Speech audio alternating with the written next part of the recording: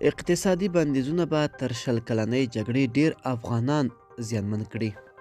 سلام ستړي مشئ، وخت مو بخیر. پوره جزئیات په ځواک نیوز کې راسره وګورئ. د افغانستان اقتصادي انزوا ښایي تر شل کلنۍ جګړې ډیر افغانان وځپي. د ژغورنې نړیوالې کمیټې په یوه تازه خپره کړې اعلامیه کې پر افغانستان اقتصادي بندیزونه او اندېښمنونکي بللي دي. دغه اداره وایي سره له دې چې په افغانستان کې اقتصادي وضعیت لا له مخې خراب و، خو د امریکا بندیزونه او محدودیتونه د دغه هیواد اقتصاد ته لا ډیره ضربه رسولې ده. سرچینه کاږي چې د دغه بندیزونو له امله په افغانستان کې لوږه او بېوزلي پراخه شوې ده او د بیکارۍ کچه مخه په لوړېدو ده.